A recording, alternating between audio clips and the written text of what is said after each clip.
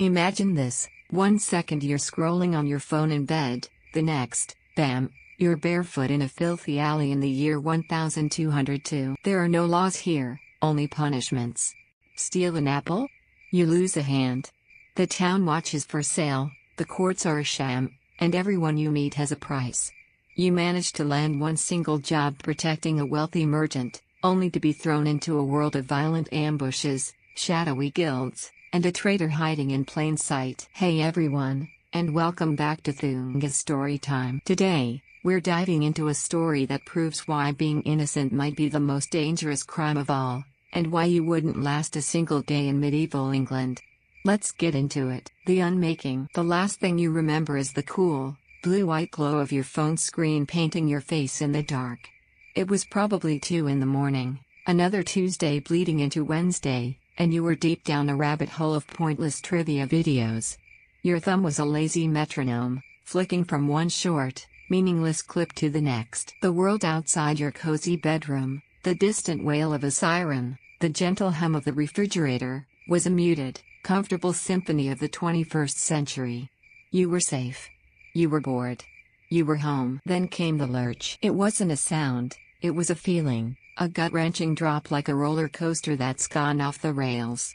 The blue light of your phone didn't just vanish, it was sucked out of existence.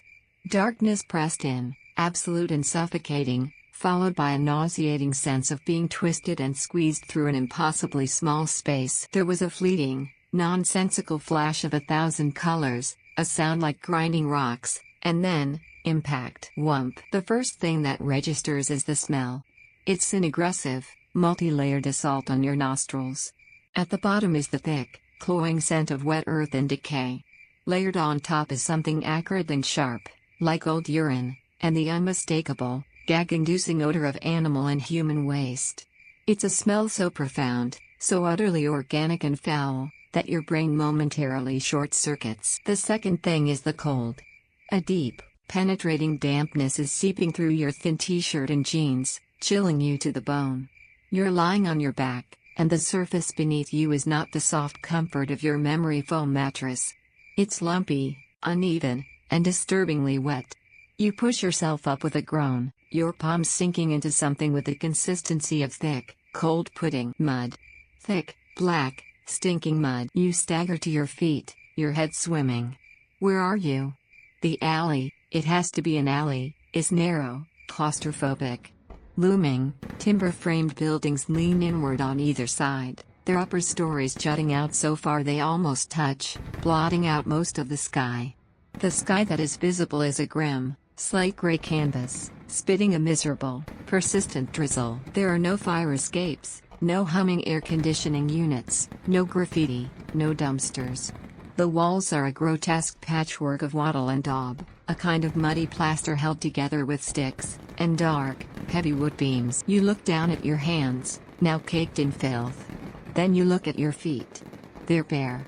Your sneakers are gone. The cold, slimy muck squelches between your toes, and a sharp stone digs into your heel. Panic, cold and sharp as the stone, begins to prickle at the edges of your confusion. Okay. What the hell?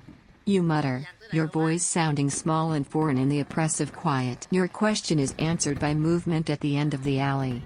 A woman, her face framed by a drab linen coif, peeks around the corner.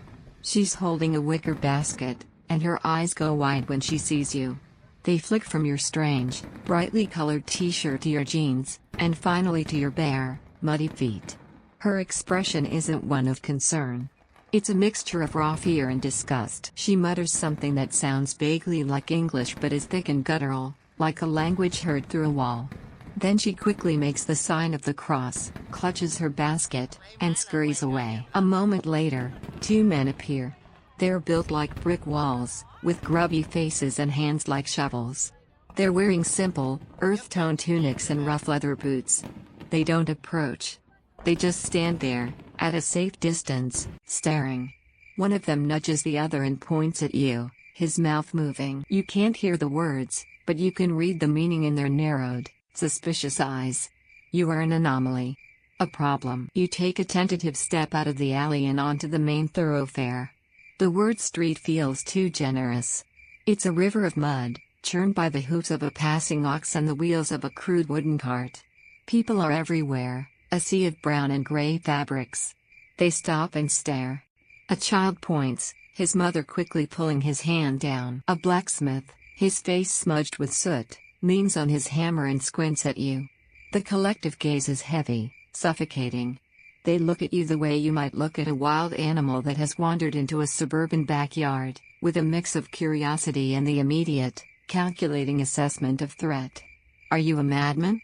A demon? In your modern clothes, clean-shaven and oddly tall compared to the shorter, hard-bitten figures around you, you might as well have dropped from the moon. You're a sorcerer, a phantom, or, perhaps worse, just another beggar who smells. Wrong. Your modern mind scrambles for a rational explanation. Is this a prank? An incredibly elaborate movie set? Some kind of immersive historical reenactment you've stumbled into? You instinctively reach for your pocket. It's empty. Your phone, your connection to everything you know, is gone. The reality of your situation crashes down on you with the weight of a physical blow. This is real. All of it. You wander in a daze, your bare feet flinching at every stone and clump of filth. The air buzzes with a language you can barely parse. Then you see it, in a small, muddy square just ahead. A man is locked into a wooden device, his head and hands bound. The stocks. His face is streaked with grime and something that looks horribly like rotten fruit. A couple of youths are jeering at him, and one throws a clod of mud that smacks him squarely in the chest. No one intervenes. No one seems to think this is unusual. This is entertainment. This is justice. Suddenly, a weight of hunger, sharp and desperate, hits you. Your eyes land on a cart piled high with apples. They're small and a bit misshapen, but they look like the most delicious food you've ever seen. The merchant is busy arguing with a customer. For a fleeting second, a primal, modern thought crosses your mind, just grab one. He'll never notice. But then your gaze drifts to a man leaning against a wall nearby. He's a beggar, gaunt and hollow-eyed. He holds out his left hand, pleading for a coin. His right arm ends in a scarred, brutal stump at the wrist. And in that horrifying moment, you understand. You are in Lincoln, England. The year's 1202. And in this world, justice isn't a concept debated by lawyers in comfortable courtrooms. It's swift, it's public, and it's terrifyingly permanent. Welcome to the Middle Ages. Hope you weren't planning on stealing that apple. The rules of a brutal world. The image of the one-handed beggar burns itself onto the inside of your eyelids. His empty eyes, the scarred stump held out in supplication. It's a message, clearer than any spoken word. The apple, once a symbol of simple, desperate hunger, now looks like a red skull, a poisoned promise. The thought you had, just grab one, feels like a suicidal impulse from a world that no longer exists. A world with security cameras, with misdemeanor charges, with warnings. Here, the warning is a man's mutilated body, a living testament to the price of a moment's weakness. Your hunger vanishes, replaced by a cold, metallic taste of fear at the back of your throat. You have to move. To become invisible. You turn away from the square, forcing your bare feet through the viscous mud, trying to melt into the drab, moving tapestry of people. But you've traded one horror for another.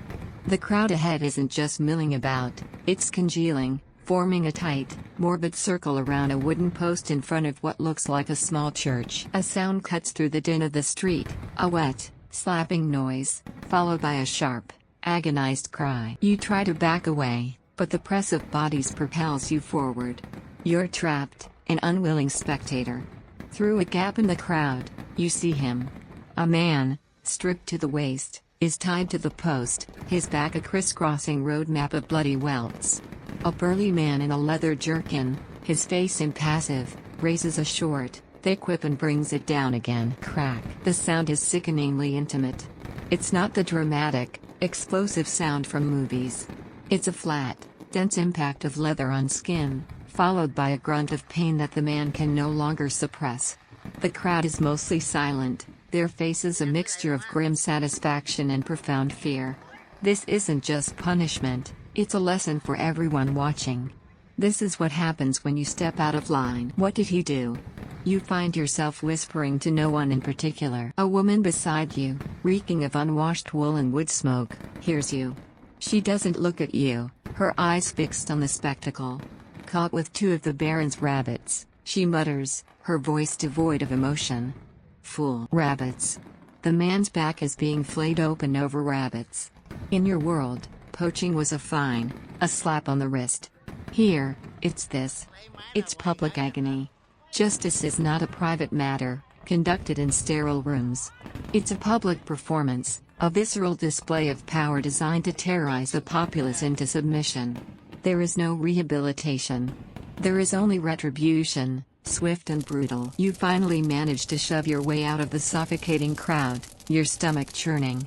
As you stumble down another narrow, winding lane, a new sound begins, the slow, dolorous tolling of a single church bell. Dong, dong, dong.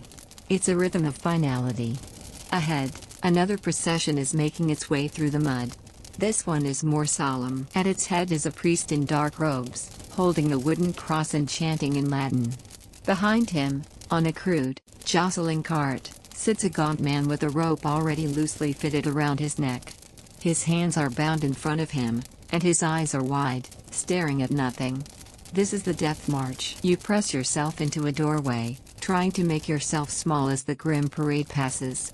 The crowd parts for them, and the faces you see are not entertained. They are somber, awestruck, and terrified. This is the ultimate conclusion. Murder, you overhear someone say. A dispute over a game of dice that ended with a knife in the dark. There was no appeal, no decades spent on death row. There was an accusation, a swift judgment, and now, the gallows. The bell tolls for him, but its message is for everyone else. This could be you. The procession turns a corner and is gone, but the sound of the bell hangs in the damp air.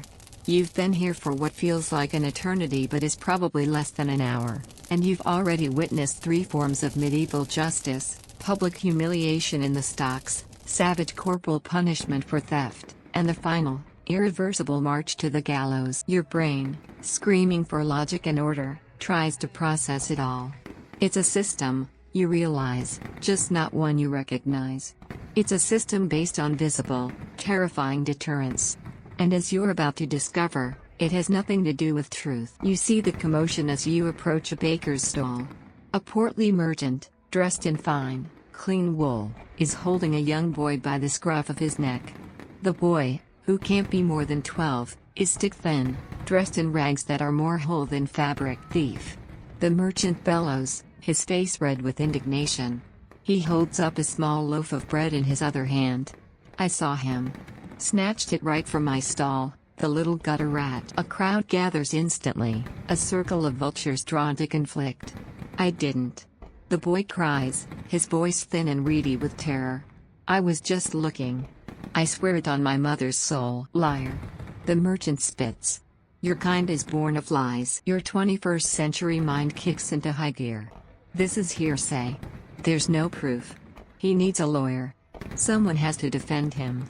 You feel an insane urge to step forward, to say something, but the image of the flogging post and the one-handed beggar keeps you rooted to the spot. Before the argument can go further, a man with a thick neck and a permanent scowl pushes his way through the crowd. He carries a short, heavy-looking wooden club, a cudgel, that he taps rhythmically against his thigh. He's some kind of lawman, a beadle or constable. His eyes immediately find the well-dressed merchant. Master Crispin, the constable says, his tone instantly respectful, even friendly. What's the trouble here? This filth, the merchant says, shaking the boy like a dog, tried to steal my bread. The constable doesn't even look at the boy for more than a second. He doesn't ask for his side of the story. He doesn't ask for other witnesses. The merchant's word is evidence enough. The accusation is the verdict. Right then, the constable grunts. He grabs the boy's thin arm in a meaty fist. The boy yelps in pain. We'll teach you a lesson about thieving, we will. A day in the stocks to think about your sins. You're lucky Master Crispin is a generous man, or it'd be the whip for you. The boy is sobbing now, still pleading his innocence, but it's pointless. He's dragged away, his feet scrabbling for purchase in the mud.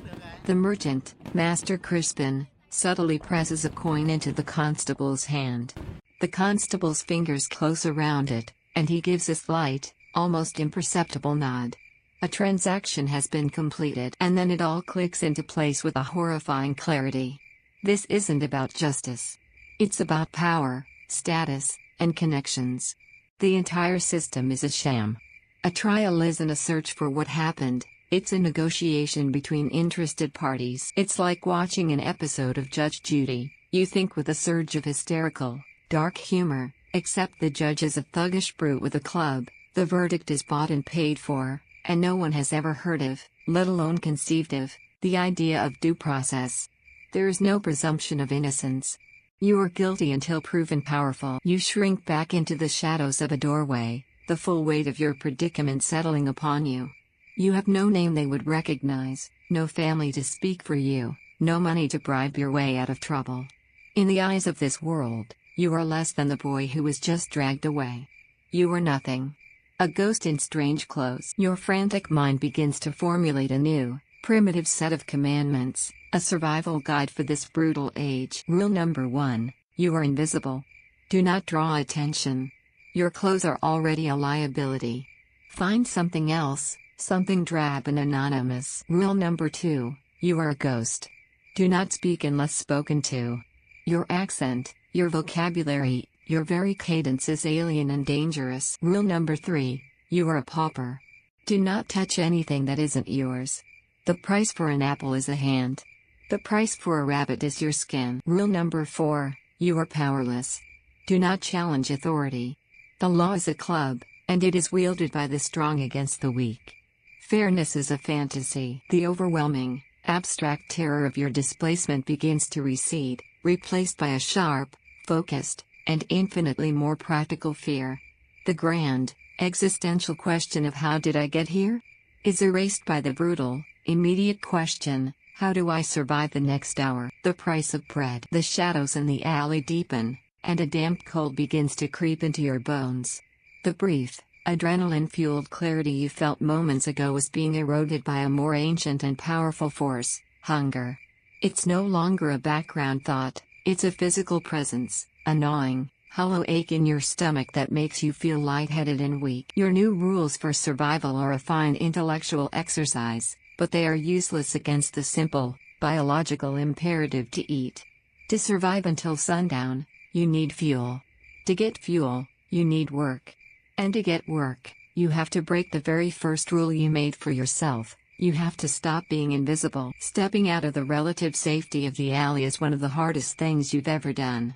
Every person who glances your way feels like a potential accuser, every doorway a potential trap. You force yourself to walk with a purpose you don't feel, trying to mimic the downtrodden but determined gait of the locals. Your eyes scan desperately for any opportunity, any opening in this seamless, hostile world. You spot a blacksmith's forge first, the rhythmic clang of a hammer on an anvil, a familiar, reassuring sound. A massive man with arms like tree trunks is beating a piece of glowing metal into the shape of a horseshoe. Sweat glistens on his brow, and the heat from the forge washes over you, a welcome respite from the cold. In your world, this is a craftsman, an artisan. Here, he's a vital part of the town's machinery, and he looks impossibly strong. You hesitate at the wide-open entrance to his workshop. How do you do this? How do you ask for work when your words are alien, your appearance a crime? You try to follow your own rules. Be silent. Show, don't tell. You watch him work, hoping for a chance to prove your worth. Maybe he needs coal carried, or water fetched. You try to catch his eye, to offer a nod, a gesture that says I can help. He finally notices you lurking there, a strange figure in filthy, outlandish clothes. His hammering slows. He narrows his eyes, his knuckles white on the handle of his hammer. He doesn't see a potential employee. He sees a threat. A beggar. A thief waiting for a moment of distraction. Begone, why ye? He growls, his voice a low rumble like grinding stones. He takes a half step forward, gesturing menacingly with a pair of hot tongs. Or I'll give ye a taste of the fire. The message is unmistakable. You back away quickly, your heart pounding, a hot flush of shame and fear rising in your cheeks. So much for that. The skilled trades are fortresses, guild protected and suspicious of any unfamiliar face. You are not one of them. You are other. You try again at a tannery, a place you find by following a truly stomach-turning stench of chemicals and decaying flesh. Men are scraping hair from slimy hides, their faces grim with the foulness of their labor. Surely here, in the stink and the gore, they would welcome another pair of hands. You approach, this time trying a different tactic. A simple, one-word question. Work? You ask, your voice raspy, pointing at a pile of hides and then to yourself. The men stop and look at you. One of them laughs, a short, barking sound. Another spits a wad of tobacco juice that lands dangerously close to your bare feet. The foreman, a thin man with a cruel face, just shakes his head and turns his back on you. The message is the same. You don't belong. Go away. Die somewhere else. Dejection settles in, heavy and cold as the mud. Every failed attempt drains more of your precious energy. The hunger is now a roaring fire, making the world seem hazy and unreal at the edges. You're trudging through a narrow lane, head down, when you see it. A flash of white feathers in the muck. A chicken, its neck bent at an unnatural angle, lies motionless in the street, evidently the victim of a recent cartwheel. It's dead. A jolt of pure, primal opportunism shoots through you. Food. It's just lying there. Your modern brain sees it as roadkill, a piece of unfortunate but ownerless protein. Salvage. No one would miss it. The thought of a roasted chicken, of hot, life-giving meat, is so overwhelming that it momentarily silences all your hard-learned rules. You dart forward, snatching the limp, surprisingly heavy bird from the mud. Your heart hammers against your ribs, but it's with a thrill of success. You've done it. You've found food. You turn to hurry away and find yourself face to face with a woman whose expression is pure fury. She's short, stout, and holding an empty basket. Her eyes are fixed on the dead chicken in your hands. Minhen. She screeches, the words sharp and piercing. My chicken. No, wait, it was dead. You stammer, trying to explain. The cart. It was just lying here. Your explanation is meaningless noise to her. She sees a strangely dressed vagrant holding her property, her family's dinner for the next 2 nights. She doesn't see an accident. She sees a thief caught in the act. Thief. She screams, her voice rising in pitch. A thief. Help me. Panic, absolute and electrifying, floods your system. This is it. This is the Master Crispin moment, but this time, you are the boy with the bread. You can already feel the constable's meaty hand on your arm, see the jeering faces of the crowd, feel the rough wood of the stocks against your neck. There is no explaining your way out of this. You do the only thing you can. You drop the chicken as if it were burning coals and you run. You run blindly, fueled by sheer terror, slipping and sliding in the mud, ignoring the pain in your bare feet. You don't look back. You just run until your lungs are on fire and you can no longer hear her screams. You collapse in a heap behind a stack of rain-soaked barrels, gasping for air, your body trembling uncontrollably. That was too close. The line between survival and brutal punishment is thinner than a razor's edge. It takes a long time for your heart rate to return to normal. You've learned your final, most important lesson. You cannot talk your way into a job. You cannot scavenge your way to a meal. Your modern logic is a liability. There is only one currency you might possess that they would understand: brute force. Raw, silent, physical labor. With grim resolve, you pull yourself to your feet and head toward the river, where you can hear the sounds of heavy commerce. The area near the docks is a chaotic symphony of human effort. Men with shoulders like oxen are hauling sacks, rolling barrels, and loading wagons. The air smells of river water, tar, wet wool, and sweat. And here, no one is talking. They are just working. You watch for a long time, a silent ghost on the periphery. You see a group of 3 men struggling to lift a massive, iron-bound crate onto the back of a cart. Their faces are strained, the muscles in their necks corded with effort. The crate lifts an inch, then thuds back to the ground. Their foreman, a man with a scarred face and a perpetually annoyed expression, curses at them from the side. This is your chance. You don't ask. You don't gesture. You walk forward, wedge yourself between two of the men, bend your knees, and grab hold of the rough, splintery wood of the crate. They look at you, their expressions a mixture of surprise and annoyance. Heave. The foreman barks. You put every ounce of your desperate, terrified energy into the lift. Your muscles scream in protest. You are not used to this kind of primal effort. But you push, your feet sliding in the muck, a guttural groan escaping your lips. Alongside the others, you lift. The crate rises. It clears the edge of the cart. With one final, coordinated shove, it slides into place with a deafening thud. You stand back, panting, your hands raw and stinging, a dozen splinters embedded in your palms. The foreman walks over.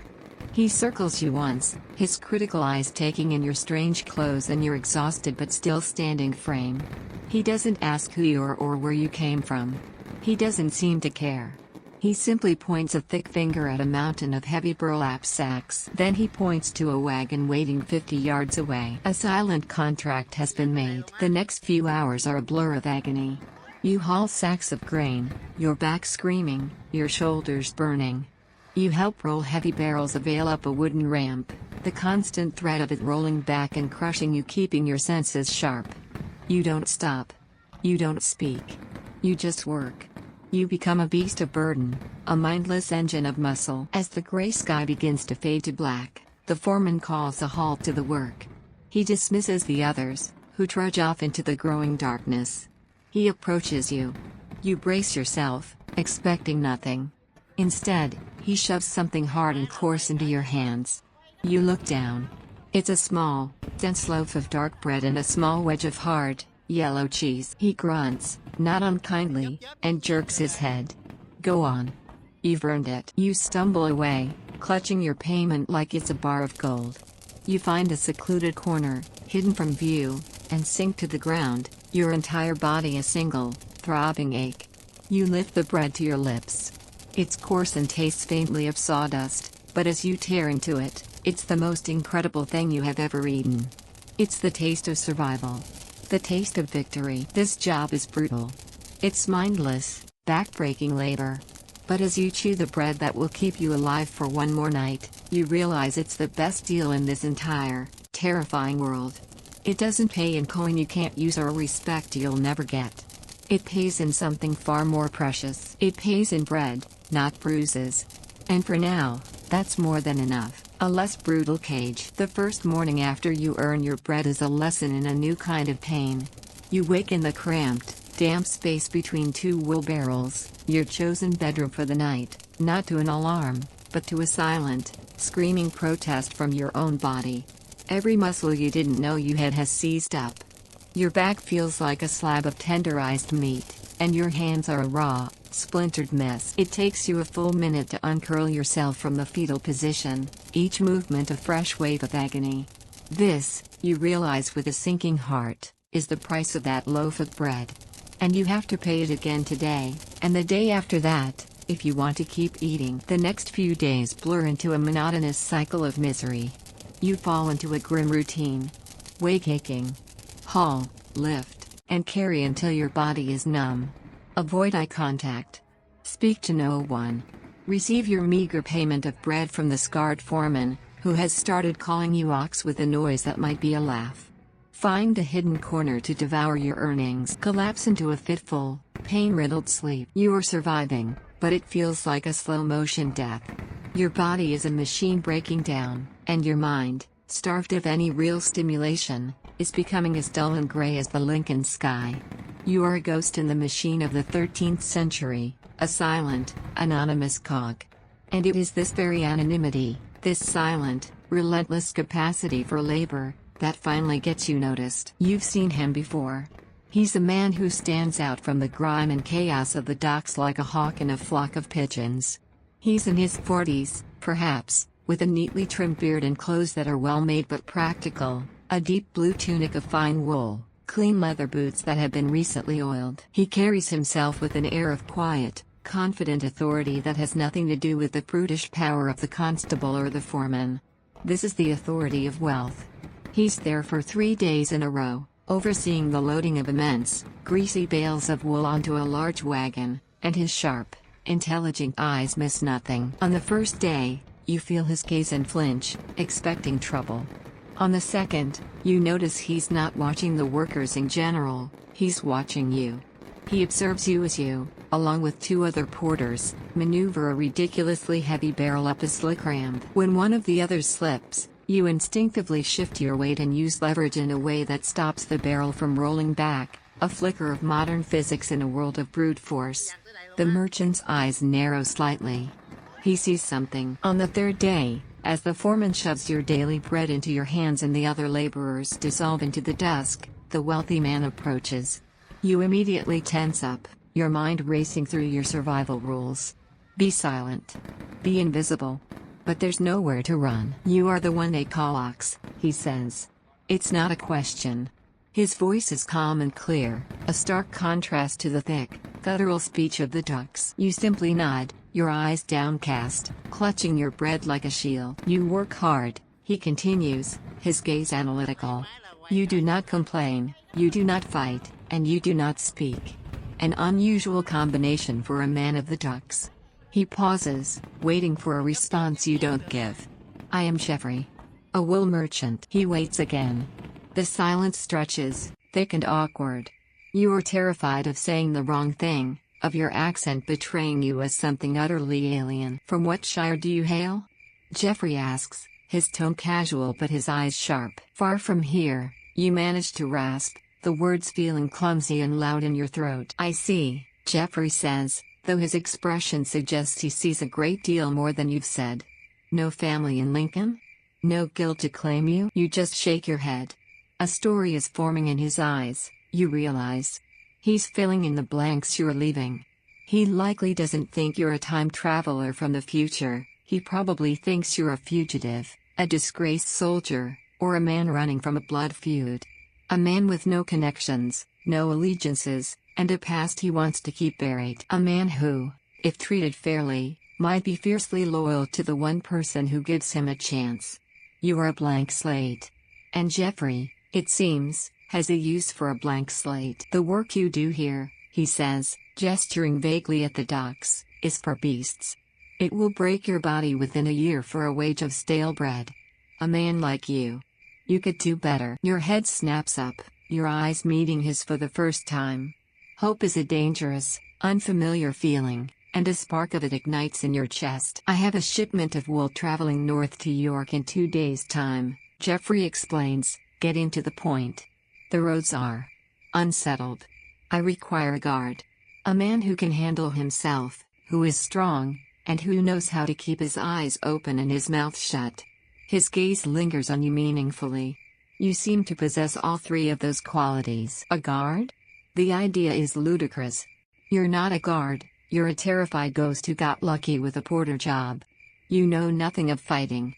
But then you look down at your raw hands, and you feel the deep, grinding ache in your spine. The position comes with terms, Jeffrey continues, seeing the flicker of interest in your eyes. A dry place to sleep in my stables, starting tonight. A hot meal from my household's kitchen each evening. And payment. He reaches into a small pouch at his belt. 2 silver pennies a week. He holds one of the small, crudely stamped coins out to you. It glimmers in the fading light. It's more than just money. It's a symbol of value, of trust. It's a ticket out of this brutal, anonymous existence. The offer is so far beyond your current reality that it sounds like a trick. Your mind races, weighing the risks. A dry bed. Hot food. A real wage. What was the catch? Guarding wool on an open road sounded dangerous, but could it possibly be more dangerous than the slow, grinding death of the docks or the instant, brutal justice of the street? Why me? You ask, the question escaping before you can stop it. Jeffrey allows himself a small, shrewd smile. Because you have no friends in Lincoln, which means you have no one to sell my secrets to. Because you are strong. And because a man who works this hard for a crust of bread will work twice as hard for a roof and a hot meal. I am making an investment in your loyalty, stranger. I find it is often the best kind to make. You look from the silver coin in his hand to your own pathetic loaf of bread. This is a choice. You can remain here, in the known misery of the docks, safe in your anonymity until your body gives out. Or you can take a chance, step out of the shadows, and accept this man's offer. You can trade a life of certain hardship for one of uncertain danger. It's not really a choice at all. Yes, you say, the word firm. I'll do it. Relief, pure and overwhelming, washes through you. Jeffrey places the silver penny in your palm. It feels impossibly heavy. He gives a satisfied nod. Excellent. My household is on the street of the Weavers, by the old stone church. Come. You'll eat tonight. He turns and walks away, expecting you to follow. You take one last look at the chaotic, stinking docks that have been your cage and your salvation for the past few days. You are leaving it behind.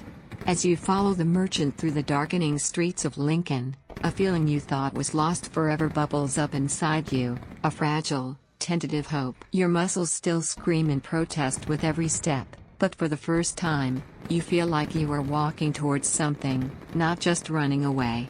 You have a job. You have a purpose, however temporary. You are no longer Ox, the silent porter. You are a guard. It sounds absurd, almost comical. But as you contemplate the prospect of a warm meal and sleeping on dry hay instead of in the cold mud, you can't help but feel a swell of optimism. After all, guarding a few sheep pelts has to be safer than starving. It just has to be. The business of justice. Jeffrey's household is a fortress of calm in the chaotic sea of Lincoln. He leads you through a sturdy wooden gate into a private courtyard, shutting out the noise and stench of the street behind you. A stable, smelling sweetly of hay and animals, lines one side. On the other is a large, two-story timber-framed house, its windows glowing with the warm, inviting light of a hearth. A boy, not much older than the one you saw dragged away for stealing bread, rushes out to take a horse's reins from a man who must be Jeffrey's son. Everything is orderly, clean, and purposeful. It's another world. The promise of a hot meal materializes in the form of a stout, bustling woman named Elspeth, the cook, who eyes your strange, filthy clothes with deep suspicion but follows her master's orders. She sets a wooden bowl of thick, savory pottage, a stew of vegetables, barley, and some kind of meat, on a bench for you in the kitchen's corner. After days of coarse, dry bread, the warmth of the bowl in your hands feels like a sacrament. The stew is the single most delicious thing you have ever tasted. Each spoonful is a refutation of the cold, hungry life you've been living. For the first time since the world dissolved around you, a genuine sense of safety begins to settle in your soul. Your bed is a mountain of hay in a blessedly dry corner of the stable. It's not a memory foam mattress, but it's a paradise of warmth and comfort compared to the cold, damp ground. As you burrow into the hay, the aches of your body drowned out by the satisfaction of a full stomach, you feel the fragile hope from earlier solidifying into something real.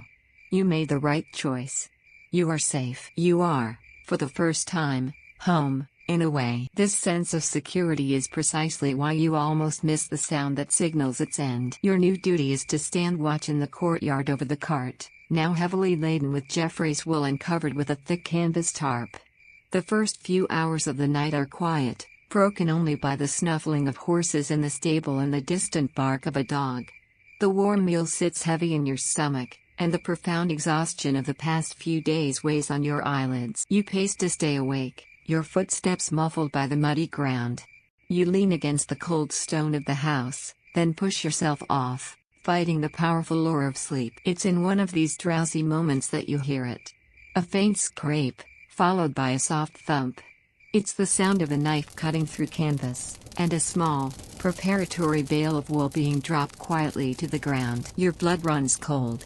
Adrenaline, sharp and electric, erases every trace of fatigue. Someone is in the courtyard. They are robbing the cart you were hired to protect. Your first impulse is terror, to hide, to scream. But a new, fiercer instinct overrides it. If you fail on your very first night, you're back on the street. Or worse. Losing this job is not an option. You flatten yourself against the wall, peering around the edge of the large cart. Two figures, shrouded in darkness, are working quickly and silently. One is slicing open the tarp while the other reaches inside, trying to work a large bale free. You have no weapon. You have no training. All you have is the element of surprise and the desperate strength of a cornered animal. You grab the heaviest thing you can find, a solid water bucket by the stable door. You don't shout a warning. You don't think. You act. You launch yourself out of the shadows, swinging the heavy bucket like a medieval flail. It connects with the back of one of the thieves with a sickening thwack of wood on bone. The man cries out, a sharp yelp of pain and surprise, and stumbles forward into the cart. The second thief spins around, a long knife flashing in the faint moonlight. He lunges.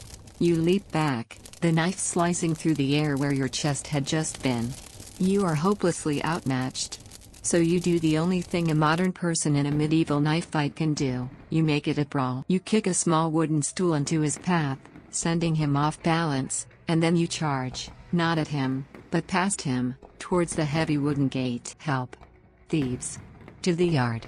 You bellow, your voice raw with panic, hoping to wake the household. The chaos works. The two thieves, their stealthy operation now a noisy disaster, exchange a panicked look. This was supposed to be a silent snatch and grab. They abandon their prize and scramble for the wall. One of them, the one you hit with a bucket, fumbles at his belt, dropping a small leather pouch as he hauls himself over the stone partition and vanishes into the night. Lights appear in the windows of the house. A moment later, the door bursts open and Jeffrey emerges, holding a lamp high, a sword in his other hand. His teenage son, Richard, is right behind him. They see you, panting and wild-eyed, the chaos in the yard, the sliced open tarp. They went over the wall, you gasp, pointing. Two of them. Jeffrey's face is a mask of grim anger, but his eyes, when they look at you, hold a flicker of impressed respect. He'd made his gamble, and on the very first night, it had paid off.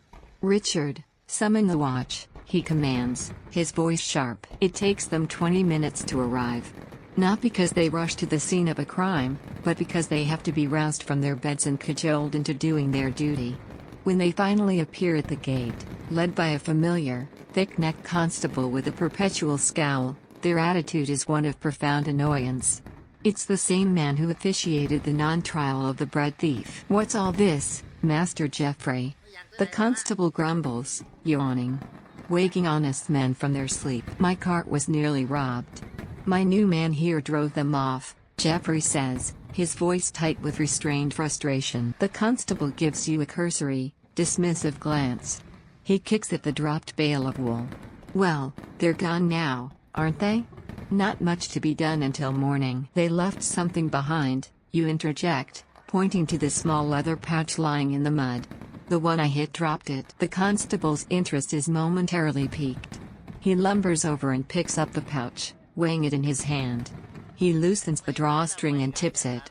Several silver coins spill into his palm, glinting in the lamplight. Well now, look at that, he says, a greasy smile touching his lips. Then, in a movement so smooth it's almost invisible, he allows the coins to accidentally slip from his hand into the mud. Oh, clumsy me, he mutters. As he kneels to pick them up, his body momentarily shielding his hands from Jeffrey's view, you see it clearly. His fingers gather the scattered coins, but one of them, just one, is deftly palmed and vanishes into his own pouch. He stands up, handing the rest of the coins to Jeffrey. A poor thief indeed, to be dropping his pay. Your jaw tightens. You saw it. You know you saw it. It was a subtle, practiced motion, the casual corruption of a man who has done this 100 times before. This isn't an investigation, it's an opportunity. The lawman is taking his cut. Jeffrey, you notice, saw it too. His eyes meet yours for a split second, and in them, you see a deep, weary cynicism. He doesn't challenge the constable. He knows it's pointless. Instead, he reaches into his own purse. A silver for your troubles, constable, Jeffrey says, placing a coin in the man's hand. I trust you'll make inquiries. Of course, Master Jeffrey. A thorough investigation, the constable says, his professional tone returning now that he has been paid twice.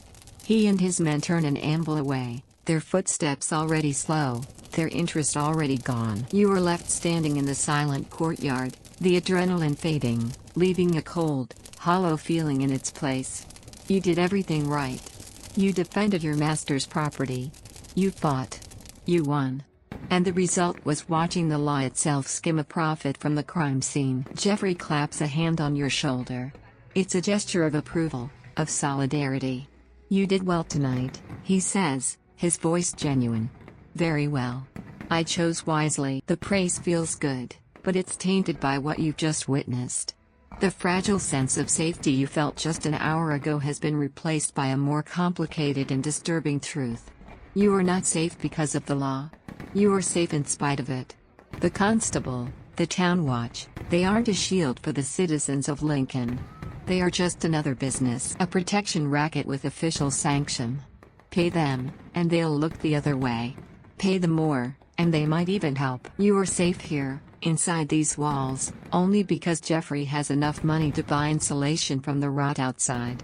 You haven't escaped the brutal, corrupt world you discovered on your first day. You've just moved into a more comfortable cage within it. Of course. Here is the sixth part of your story, continuing the narrative arc and delving deeper into the corrupt heart of medieval Lincoln. The weight of a silver coin. The days following the attempted robbery fall into a strange new rhythm. You are no longer the invisible, aching ox of the docks. You are now a fixture in Jeffrey's household, the silent, watchful man of mysterious origins who sleeps in the stables and guards his master's property with a startling ferocity. Elspeth, the cook, still gives you suspicious looks, but her bowls of pottage are always full. Jeffrey's son, Richard, regards you with a kind of hero worship, occasionally trying to engage you with questions about your past, which you deflect with vague, non-committal grunts. Life is immeasurably better. You are warm, you are fed, and you are, within the stone walls of the courtyard, safe. But the memory of the constable's thieving hand, the casual way he profited from a crime, has planted a seed of cynicism in your mind. You thought you had begun to understand the rules of this world, but you realize you've only seen the gritty, low-level transactions. You've seen how justice works in the mud of the street. You find yourself wondering, with a morbid curiosity, how it works in a hall of stone. You get your chance a few days later. As you stand watch by the newly repaired cart, Jeffrey approaches, his face set in a grim line. I am heading to the Shire Court at the castle, he announces. The warrants are being tried today. The name means nothing to you, and he sees the question in your eyes. The Warren family, he elaborates, his voice low. A father and two sons, rotten to the core. They plague the northern roads, robbing travelers and merchants. They are a blight on honest trade, yet they carry on, year after year. They'll be found guilty, then? You ask, thinking of the clear-cut nature of crime and punishment you've witnessed so far. Jeffrey gives a short, mirthless laugh. One would think. The evidence is plain for all to see. But with the warrants, guilt and punishment are two very different things. The proceedings may prove educational. You have a keen eye. Come with me. Observe. Drawn by the desire to understand the system that governs your new reality, you agree. You follow him through the winding streets to the imposing stone structure of Lincoln Castle. The court isn't held in a dedicated chamber but in the castle's great hall, a vast, drafty space with a high, timbered ceiling and rushes strewn across the stone floor. The air is thick with the smell of damp wool, sweat, and unwashed bodies. It's packed with onlookers, a noisy, restless crowd eager for the day's drama. At the far end of the hall, on a raised dais, sits the Reeve of Lincoln, a portly nobleman named Sir Miles. He is slumped in a large, carved wooden chair, his expression one of profound boredom, as if the matters of law are a tedious interruption to his day. Then, the defendants are brought in. The Warren family, a grizzled, barrel-chested patriarch and his two hulking sons, stroll into the hall with an air of insolent confidence. They are dressed in wool and leather that is finer than it should be, their smirks telling the entire hall that this is merely a formality for them. They are not worried. Their accuser is a stark contrast. A traveling mercer from New York, his arm in a sling and a fresh scar running down his cheek, stands nervously before the Reeve. His voice shakes, but his words are clear and damning. He recounts how the two Warren sons ambushed his cart, beat him senseless, and made off with 3 bolts of expensive dyed cloth. He points a trembling finger at the 2 younger Warrens. It was them. I saw their faces as clearly as I see them now. To bolster his claim, the constable, your constable, the very same one from the other night, drags forth a sack. He dumps the contents onto a table. Out roll 3 bolts of cloth, the exact color and quality the mercer described. Found in a shed behind the tavern the warrants frequent, Sir Miles, the constable announces, his voice flat and official. You feel a flicker of something that feels dangerously like hope. An eyewitness. Physical evidence. It's an open and shut case. The smirks will be wiped from their faces, and for once, justice will be done. The crowd murmurs in agreement. The warrant's guilt is a known fact, and here, at last, is the proof. Then, the warrant's defense begins, and the world turns upside down. They don't offer a real defense. They sneer. The father steps forward. Sir Miles, he begins, his voice dripping with false humility, this poor man is mistaken. Confused from his injury, no doubt. My boys, they were with me all that day, mending fences on our plot of land. We have a witness to prove it. A shifty-eyed farmer is brought forward, who nervously swears he saw the boys working from sunup to sundown. You can practically smell the lie on him. The reeve, who had been half asleep during the victim's testimony, suddenly leans forward, listening intently to this flimsy alibi. And the cloth? The reeve asks, a flicker of interest in his bored eyes. A foul trick. The warrant patriarch declares. Planted there by this man from York. He seeks to ruin our good name. We are simple farmers, my lord, not robbers. It's a laughable, transparent defense. But Sir Miles nods slowly, stroking his chin as if considering a point of profound legal genius. He turns his gaze to the victim. You say you were attacked, the reeve says, his voice heavy with doubt.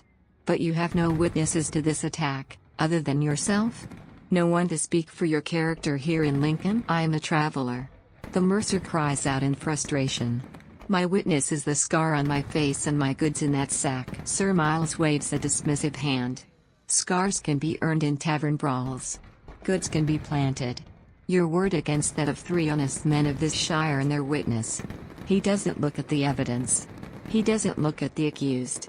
He looks out over the crowd, his decision already made. The evidence is unclear, the reeve announces, his voice booming with false authority. The testimony is contradictory. I find no cause to convict. The warrant family is free to go. A collective gasp ripples through the crowd, quickly silenced. The mercer from York stands frozen, his face a mask of shattered disbelief.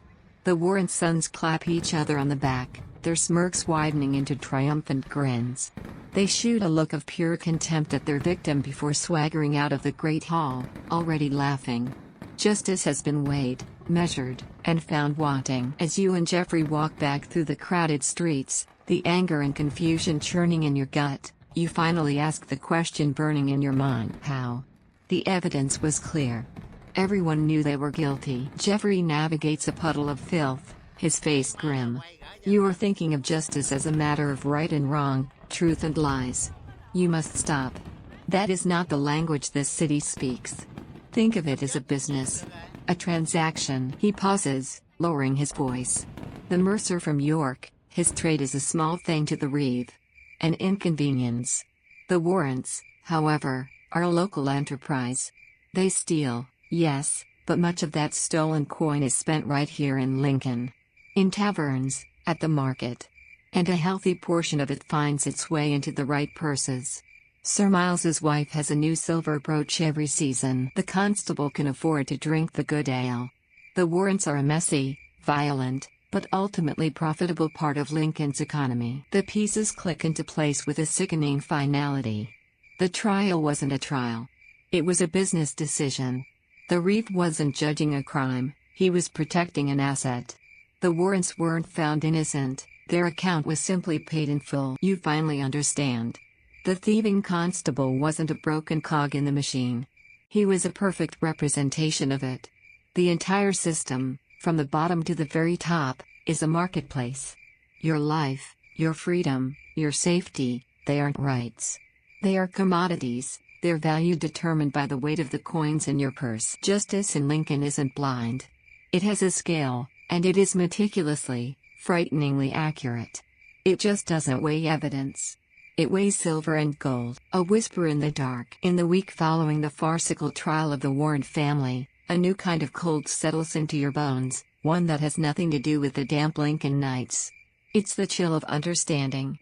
Your brief period of optimism has been thoroughly extinguished, replaced by a vigilant, weary pragmatism.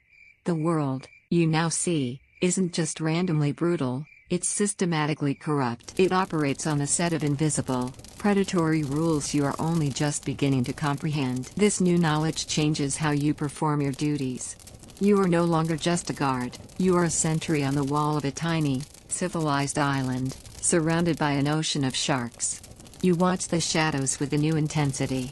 You scrutinize every person who lingers too long near Jeffrey's gate. You see the Warren brothers strutting through the market, spending their ill-gotten coin with impunity, and you feel not just anger, but a deep, abiding sense of the city's true nature. They aren't outlaws, they are simply successful businessmen in a different trade. Your relationship with Jeffrey has subtly shifted, too. He speaks to you more freely now, sensing you have graduated from a naive foreigner into someone who understands, at least partially, the grim realities of his world. He trusts your silence and your watchful eyes. You have become a valued, if still mysterious, part of his security. You are his private, unbribable law. It's a position that gives you food and shelter, but offers no peace of mind. One evening, as twilight bleeds the color from the sky, Jeffrey sends you on an errand.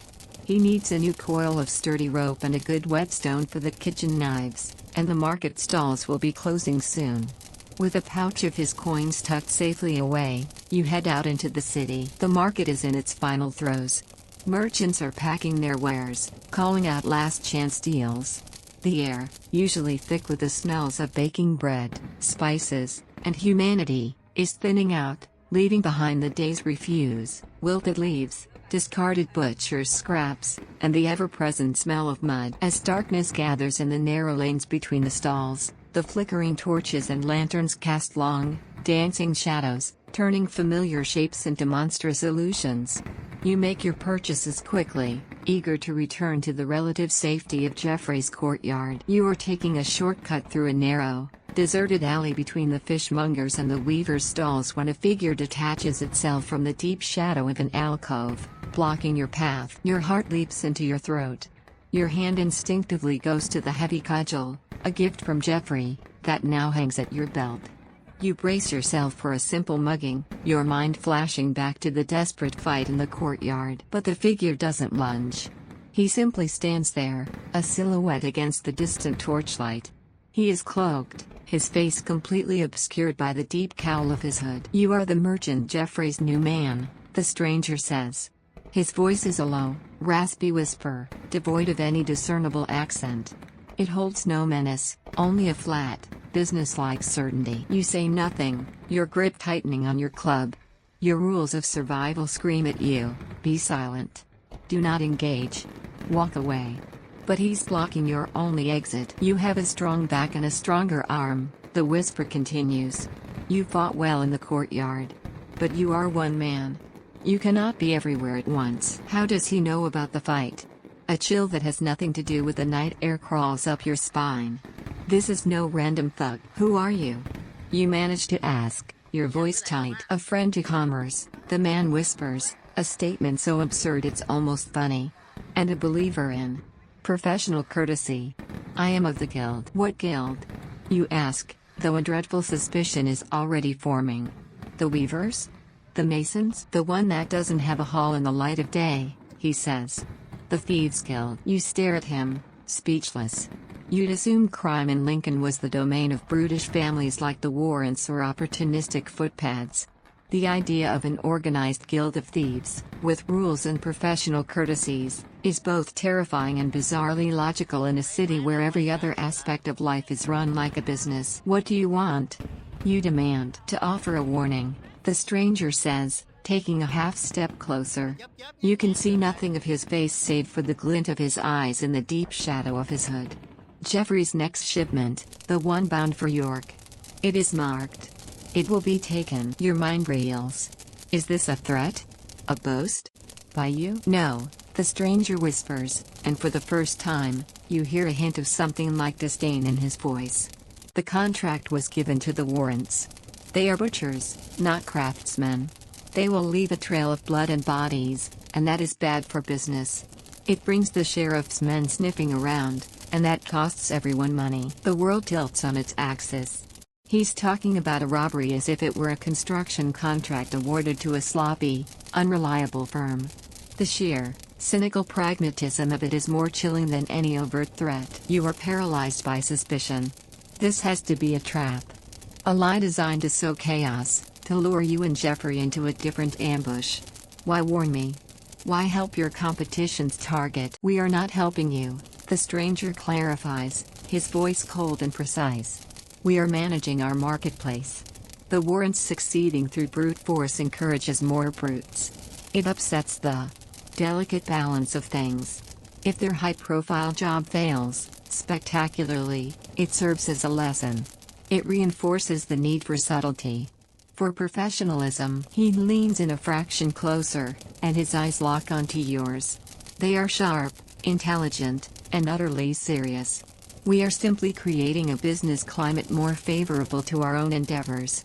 What your master does with this information is his concern. The dilemma crashes down on you with suffocating force. He could be lying. This could be an elaborate setup, a way to make you act foolishly, to lead Jeffrey's shipment down a different, more secluded road where the real ambush lies. But what if he's telling the truth? The logic, in the twisted context of this city, is flawless. It's the same cold, calculating self-interest you saw in the Reeves courtroom. And the look in his eyes. It holds no trickery. It holds the flat, grim certainty of a man stating a fact. He seems to sense your internal struggle. Believe it. Don't believe it. It is your choice. And with that, he steps back into the alcove, melting into the darkness so completely it's as if he were never there at all. You are left alone in the silent, stinking alley, your heart hammering against your ribs. The whetstone and rope in your bag suddenly feel impossibly heavy. You are carrying a weight far greater than that now. The walk back to Jeffrey's household is a journey through a landscape of paranoia. Every shadow is a spy. Every distant shout is a threat. You replay the conversation a dozen times, dissecting every word, every intonation. The Warrants are bad for business. It's insane, but it makes perfect sense. You reach the gate and the stable boy lets you in. You walk across the familiar courtyard, the world inside the walls feeling fragile and vulnerable for the first time. You enter the house and find Jeffrey in his study, poring over a ledger by the light of a single candle.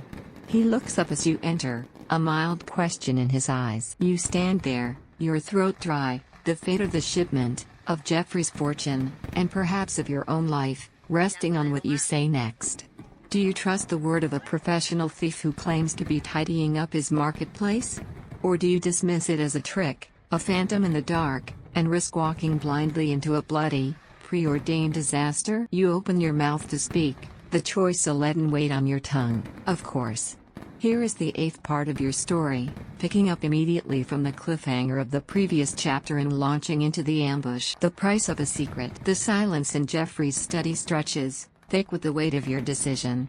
The candlelight flickers, making the shadows dance on the walls, each one a potential spy, a lurking threat. You look at Jeffrey, his face a mask of calm inquiry, and you make your choice. You choose to trust the man who gave you a chance over the phantom who gave you a warning. You choose to speak. I was in the market, you begin, your voice low and urgent. You recount the entire, bizarre encounter, the hooded figure, the claim of the Thieves' Guild, the chillingly pragmatic warning about the Warrants winning the contract to rob his shipment. You leave nothing out, including the stranger's cynical businesslike explanation. As you speak, Jeffrey's expression shifts from curiosity to deep, thoughtful concentration. He doesn't dismiss you. He doesn't call you a fool. When you finish, he leans back in his chair, tapping a finger on his ledger. A guild of thieves, policing their own marketplace, he muses, a flicker of grudging respect in his voice. In a city like Lincoln, it makes a twisted kind of sense. He looks at you, his eyes sharp and assessing. You believe him? I don't know what to believe, you admit honestly. But the look in his eyes. He wasn't lying. Or if he was, it's part of a trap too deep for me to see. He said the main road to York was marked. Jeffrey is silent for a long moment, weighing the phantom's words against a lifetime of tangible experience. The Warrens are fools, but they are predictable fools. They would strike on the King's Road, where the traffic is heaviest. It is their way. He stands and walks to a large map of the Shire hanging on the wall. But if we are to believe your ghost, that is where they will expect us. His finger traces a smaller, less defined line on the map. The old forest path through Sherwood. It is longer, the road is poor, but no one would expect a heavy wool cart to take it. It is unguarded, but its very obscurity is its own kind of guard. He is convinced. Or at least, convinced enough to hedge his bet. We will change the route, he decides. We will leave at dawn, and we will take the forest road. Your ghost, whether he is friend or foe, has given us a move to make. We will make it. In that moment, your alliance is sealed, no longer just master and servant, but two men gambling on a whisper in the dark. The next morning dawns gray and cold. The large cart, laden with a small fortune in wool, is ready. Jeffrey will ride alongside, armed with a good sword. His son, Richard, a youth of 17 with his father's sharp eyes but none of his world-weary caution, insists on coming, eager for an adventure. You, armed with your heavy cudgel and a profound sense of dread, take up your position as guard. The journey through the forest is unnervingly quiet. The dense canopy of trees blocks out the sun, plunging the path into a perpetual twilight. The air is still and heavy. The only sounds are the creaking of the cart's wheels, the soft thud of the horse's hooves, and the nervous chatter of Richard, who points out animal tracks and tells stories to fill the oppressive silence. You don't relax for a second. Your eyes scan the dense, dark woods on either side of the path, every gnarled tree a potential hiding place, every gust of wind a potential whisper of attack.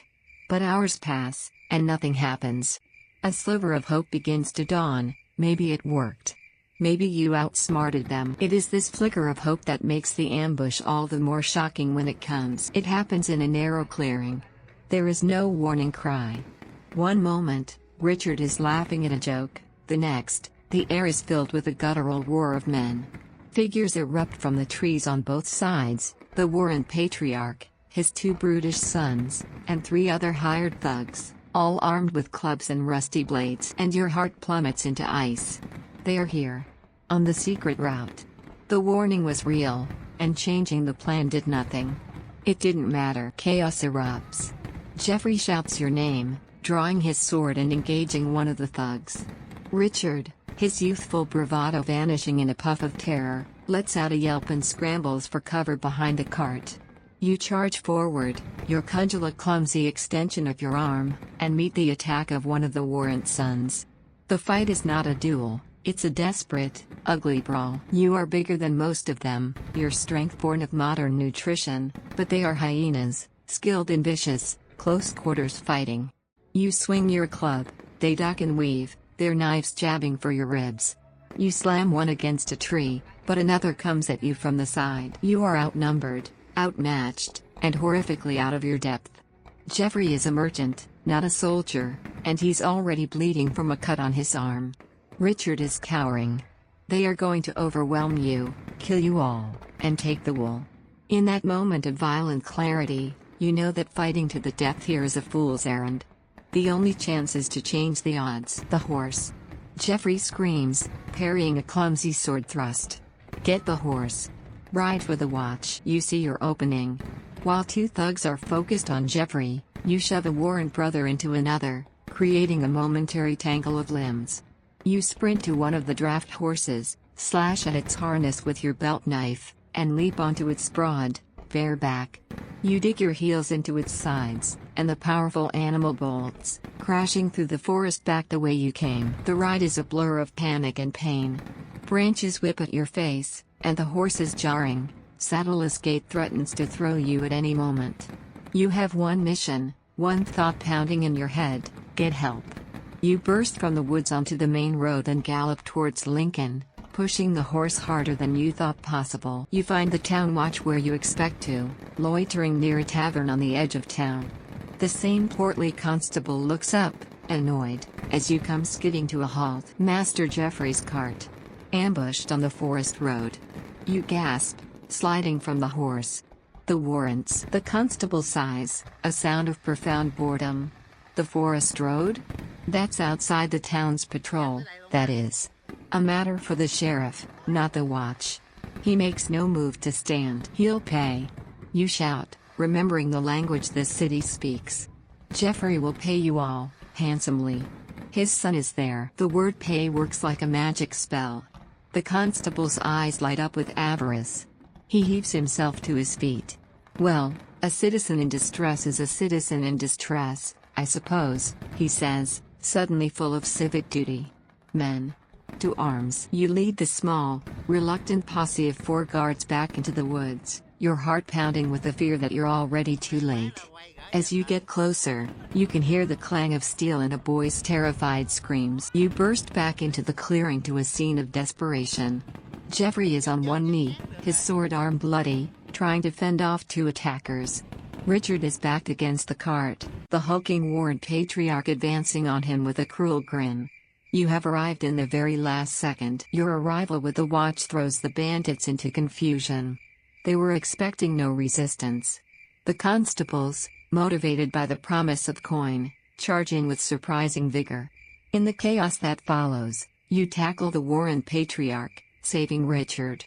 The fight is short and decisive. When the dust settles, Jeffrey is wounded but alive, Richard is terrified but unharmed, and 2 of the attackers, the warrant's sons, are bound and captured. The father and the other thugs melted back into the forest and escaped. It's a victory. A bloody, chaotic, improbable victory. Richard is babbling his thanks, Jeffrey is clutching his arm and looking at you with a profound gratitude that needs no words. But as you stand there, panting, amidst the wreckage, a single, cold, terrifying question echoes in your mind, drowning out all the relief. The informant told you the trap was on the main road. You took the secret path. But the warrants were here, waiting. How did they know? The only possible answer hangs in the air, more menacing than any captured bandit. Someone in Jeffrey's household, someone who knew they had changed the plan at the last minute, had sent a message. There was a traitor. The ambush on the road was over, but you realize with a cold dread that you are now in far more danger than ever before. The traitor in the house. The journey back to Lincoln is a grim, silent affair. The initial relief of survival has evaporated, leaving behind a thick residue of tension. Jeffrey rides with his arm in a sling, his face a stony mask of contemplation.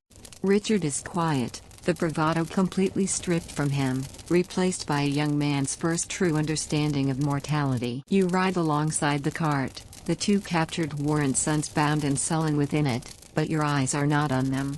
Your mind is trapped in a terrifying loop, replaying the ambush, re-examining one single, damning fact: they were waiting for you on the secret path. The victory feels hollow, a trick of the light. You haven't eliminated a threat, you've merely confirmed a far more insidious one. The enemy isn't just outside the walls. They are within. Back in the safety of the courtyard, the captured warrants are hauled from the cart and thrown into Jeffrey's stone-lined cellar. The town constable arrives, the same portly man whose loyalty is bought with silver. This time, however, he is not bored. He is predatory.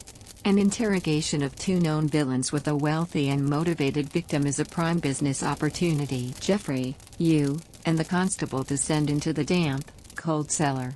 The Warrant brothers, chained to the wall, are defiant at first, spitting curses. The constable wastes no time on pleasantries. A few sharp, brutal questions punctuated by the back of his hand, and the younger brother's bravado begins to crack. "We was told we're to wait." He finally snarls, blood trickling from his lip. He glares at Jeffrey with pure hatred. "We wouldn't have known the path, would we? Not without one of your own telling us." The confession hangs in the air, confirming your worst fear. Jeffrey's face darkens with a cold fury. "Who?" he demands, his voice dangerously quiet. "Give me a name." "Don't know a name," the older brother spits, trying to salvage some pride. "Just that we'd be paid. We was given a token. As proof of the contract." The constable's eyes gleam with interest. "A token? What kind of token? A coin, the younger one admits, his defiance gone, replaced by a spiteful desire to drag the traitor down with him. A guild coin. The kind they use for special jobs. It has a dagger and a key carved into one side. A thieves' guild token. The pieces snap together with horrifying clarity. The informant who warned you was real. The guild was real. And one of their associates was living under Jeffrey's own roof. Armed with this terrible knowledge, Jeffrey's fury transforms into icy resolve. No one leaves the house, he commands as you emerge from the cellar. He gathers every member of his household in the great hall, the cook Elspeth, the stable boys, the serving girls, and his 2 young apprentices. The air is thick with fear and suspicion. Everyone eyes everyone else, wondering who among them is the snake. There is a traitor in this house, Jeffrey announces, his voice echoing in the tense silence. A viper who conspired with the Warrens to see my son and my men murdered on the road. The informant was paid with a special coin, one marked with a dagger and a key. We will find it. We will find the traitor. He orders a search of every person, every room, every box and bedroll. The constable and his men, now operating with a grim enthusiasm, begin to turn the house upside down. It's a methodical, humiliating process. You watch, your stomach in knots, as the meager, private belongings of the staff are dumped onto the floor.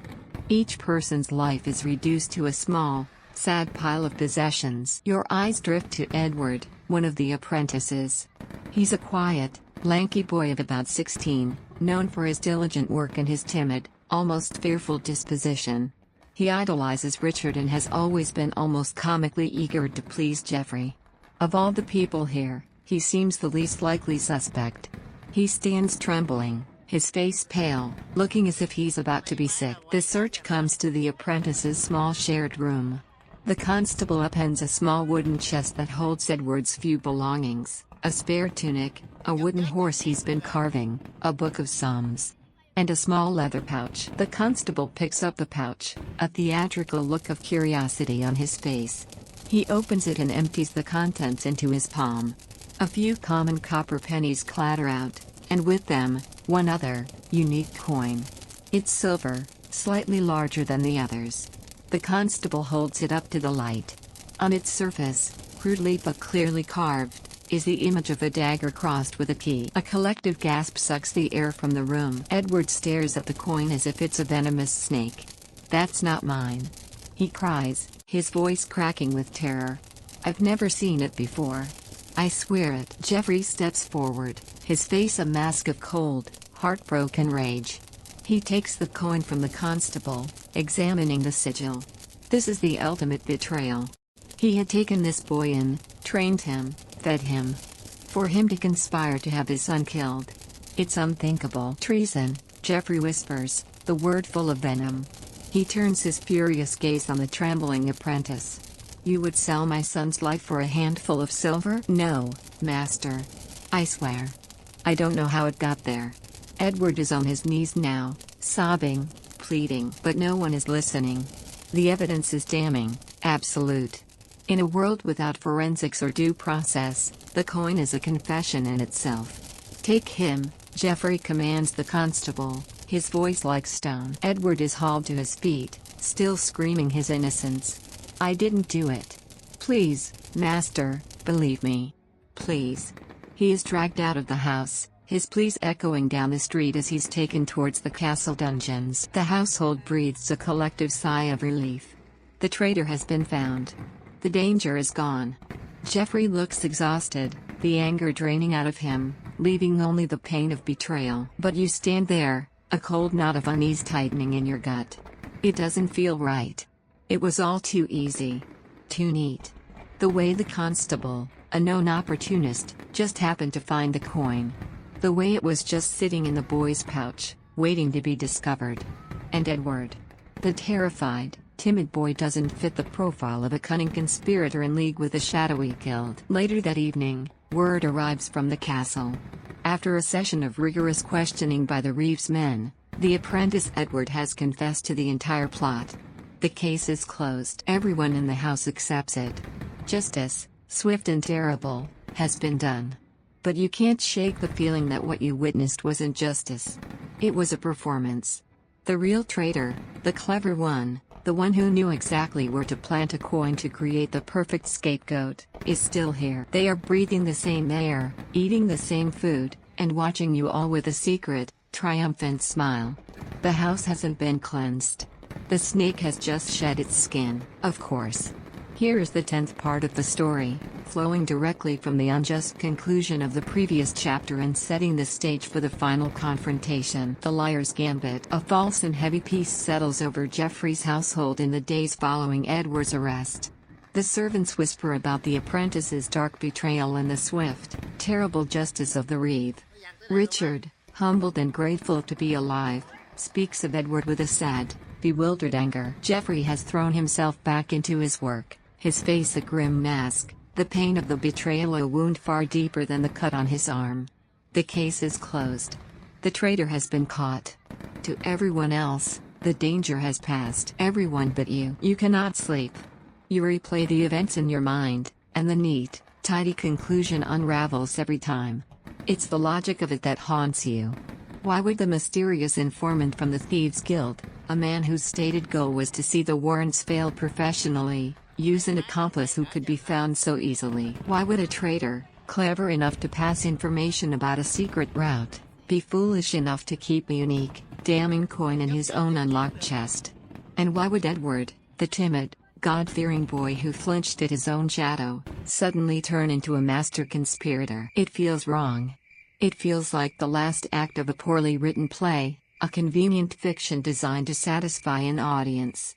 You watch the constable strutting around the market, his purse a little heavier, and you remember the sly, theatrical way he discovered the coin. You are certain, with the kind of gut instinct that transcends time and place, that an innocent boy is slated to be tortured and executed, while the real snake remains coiled comfortably within these very walls. The thought is unbearable. Your modern sensibilities, your ingrained belief in fairness and due process, scream that this cannot stand. But what can you do? You are a nobody, a foreigner. Your word means nothing against a confession extracted in a dungeon. You have only one person who might listen, one person whose power matters here, Jeffrey. You wait until late one night, when the house is quiet, and find him alone in his study, staring blankly at a ledger. You can see the exhaustion and grief etched on his face. This is a massive risk. To challenge his conclusion is to question his judgment and reopen a painful wound. Master Jeffrey, you begin, your voice quiet but firm. About the boy, Edward. Jeffrey's eyes narrow. He confessed. It is done. He confessed after being questioned in the castle dungeons, you counter gently. A man will confess to anything to make the pain stop. I do not believe he was the one. The coin was in his chest. Jeffrey snaps, his anger flaring. My own eyes saw it, and my own eyes saw the constable pocket a coin from the ground after the first robbery. You shoot back, your voice gaining strength. He is not an honest man. The discovery was too easy, the boy too unlikely. You are a merchant, Jeffrey. You understand risk. Does it not seem to you a poor business decision for a criminal enterprise to use an accomplice who is so easily caught? You press on, laying out the logical inconsistencies, framing your argument not as an emotional appeal for Edward, but as a cold, rational assessment of a security threat to his business. The Warrens failed, just as the informant wanted. But if Edward was the traitor, then the informant's plan was a foolish one, and he didn't seem a fool. But if Edward was a scapegoat, then the real traitor, the one who planted the coin, is still here. And your next shipment, and the one after that, will never be safe. You see the argument hit home. The anger in Jeffrey's eyes fades, replaced by the familiar, calculating look of the shrewd merchant. He is weighing the odds, reassessing the facts. He hates the thought of it, but your logic is sound. If not Edward, then who? He finally asks, his voice a low growl. I don't know, you admit. But I have a plan to find out. A risky one. It will require you to trust me, and to play a part. And so, in the low, flickering candlelight of the study, you hatch a desperate, dangerous plan. You will not hunt for the traitor. You will make the traitor hunt for you. The next day, the atmosphere in the house begins to shift again. A new rumor, carefully cultivated by Jeffrey, begins to spread. He has secured a contract of immense value, a chance to recoup all his losses from the warrant attack and more. It's a secret, high-stakes shipment, so valuable that it requires absolute secrecy. This is the bait. Now, to deliver it, Jeffrey begins to let details slip in confidence to the most trusted members of his household. Each person gets a different, completely fabricated plan. He pulls Richard aside in the stables. "Son, we must be clever this time. We will send a decoy car down the main road, but the real prize, a chest of silver bullion, will leave at midnight, traveling north under a new moon. Only you and I know this." Later, in the kitchen, he speaks to Elspeth the cook, a known town gossip. "Elspeth, a secret. The silver is a lie. The true treasure is a collection of rare spices from the east. We are hiding it amongst the grain sacks and taking the old forest path again, at dawn. No one would expect us to use the same route twice." He finds the head stable boy, a simple but diligent young man. "The roads are too dangerous," he says, his voice conspiratorial.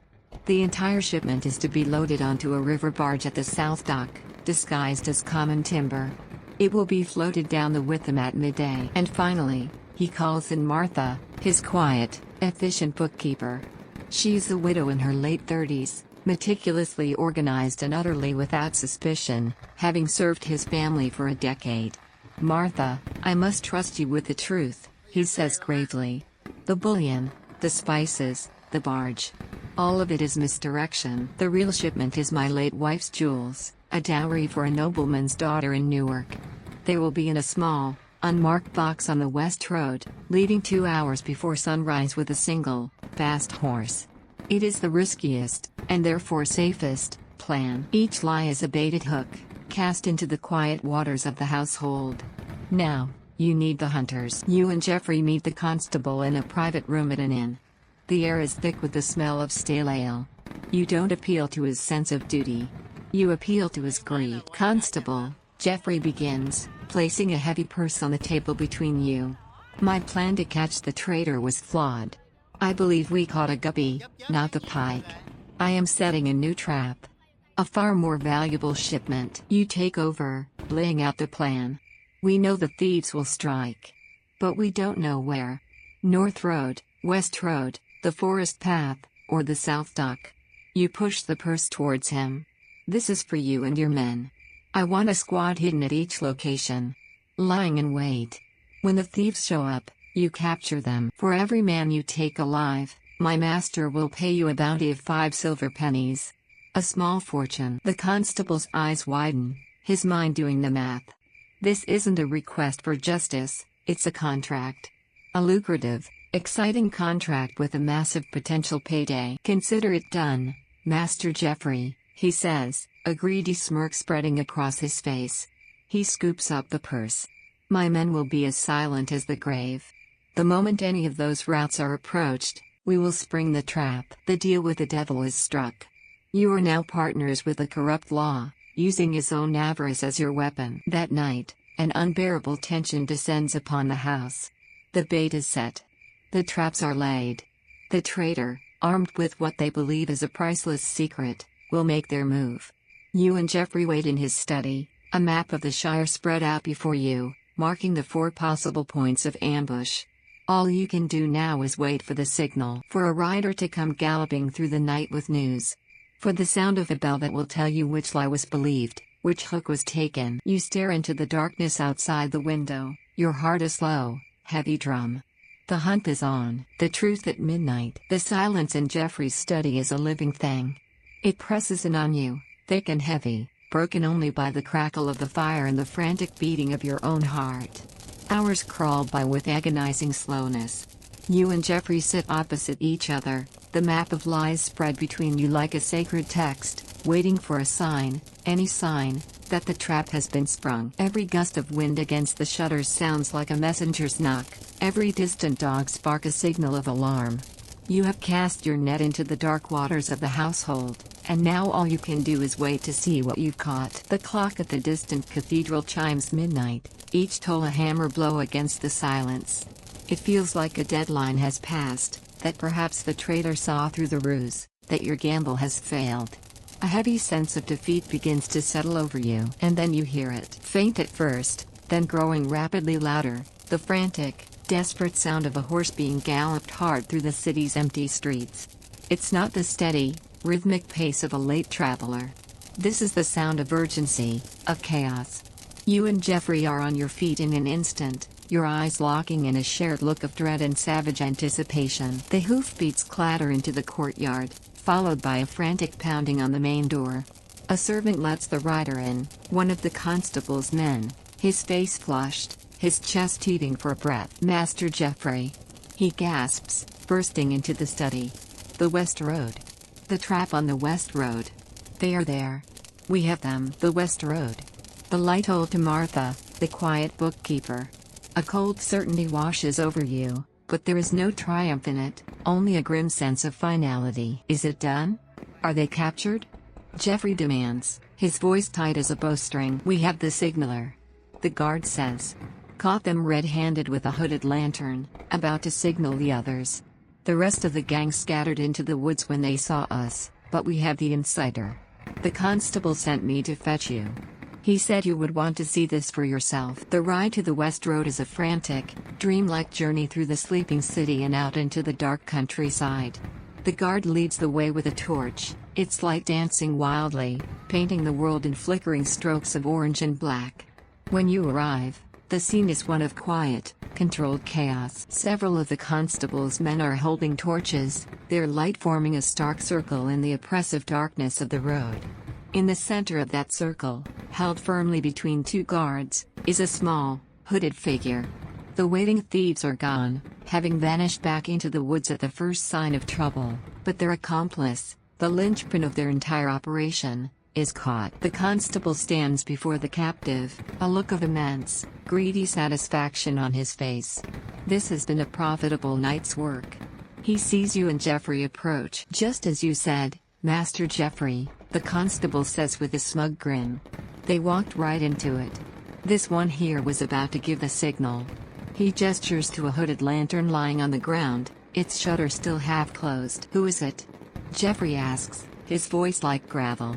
He's steeling himself for the face of a servant he has known for years, maybe the stable boy, maybe even a kitchen maid. You hold your breath. With a theatrical flourish, the constable reaches out and rips the hood back from the captive's head. And it is not a boy.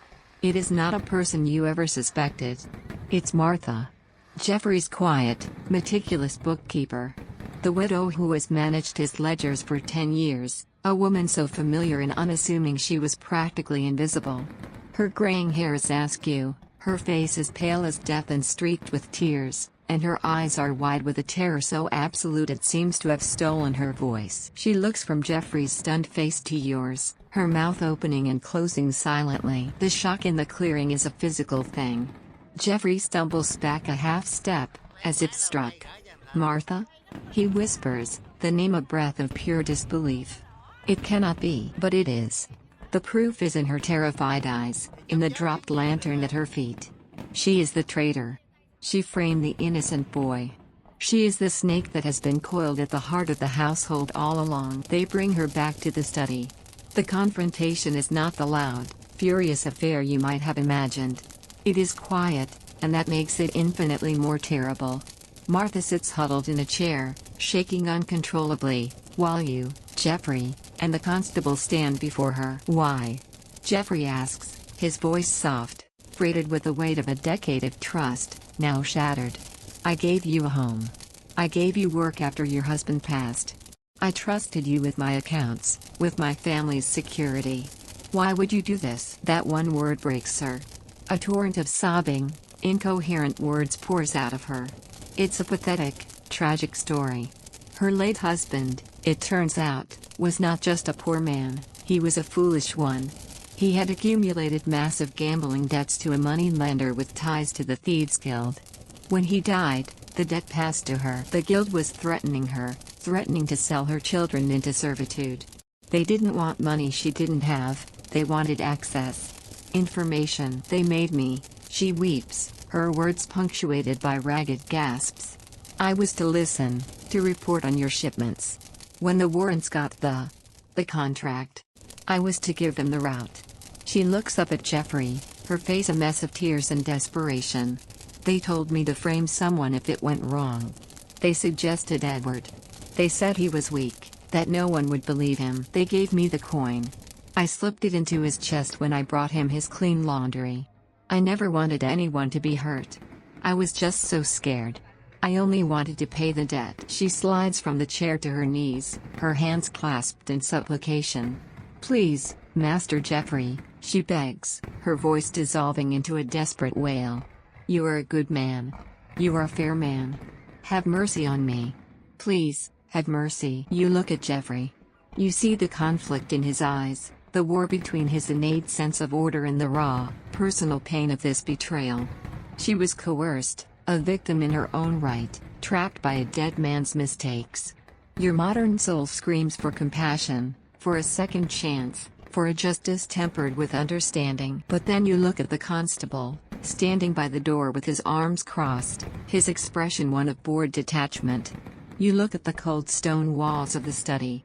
And you remember where you are. You are in Lincoln. The year is 1202. This is a world that runs on a brutal, unforgiving calculus.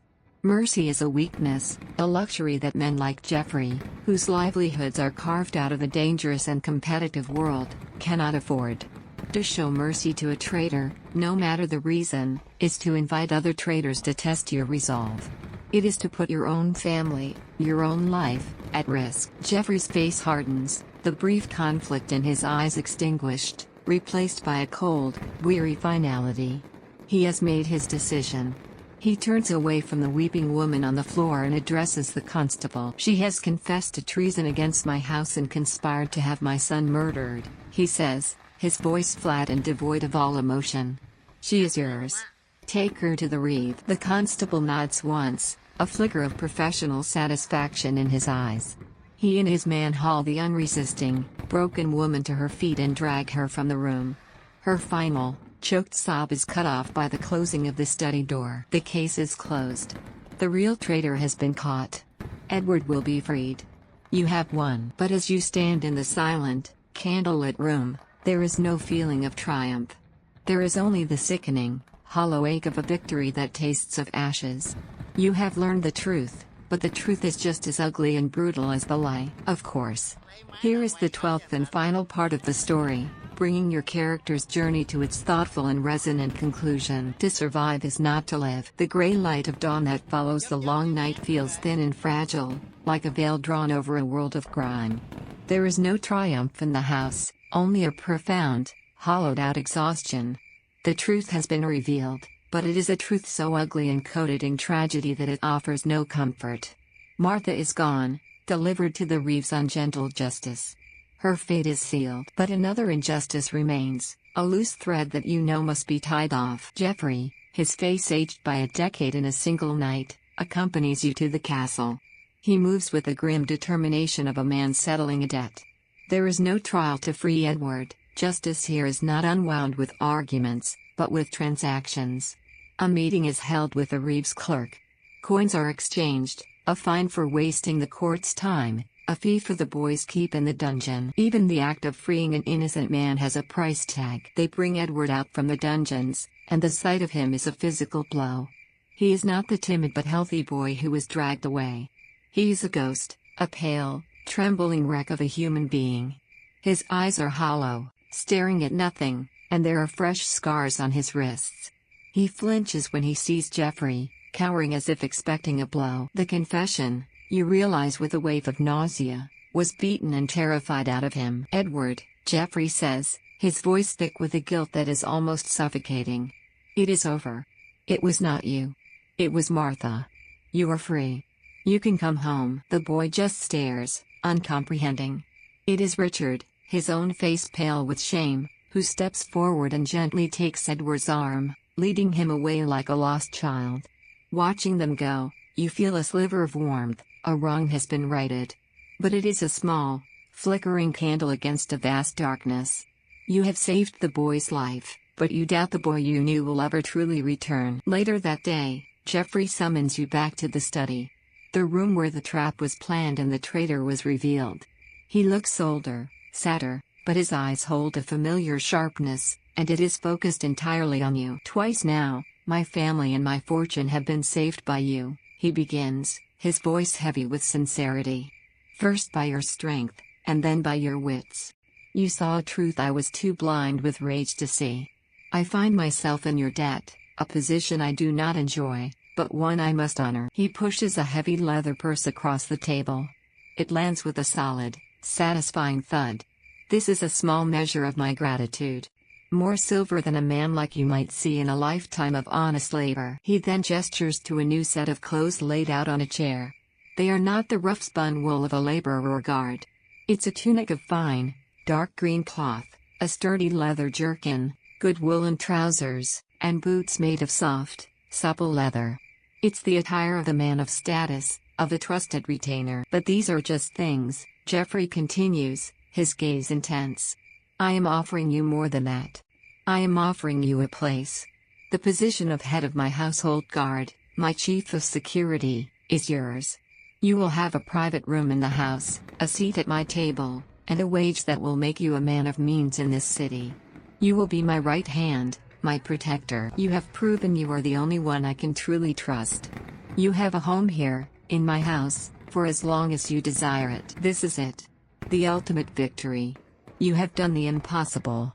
You have gone from a nameless, shoeless ghost in an alley to a man of substance, security, and power. You have a name, a home, a future. Everything you have fought for, everything you have bled for, is being handed to you on a silver platter.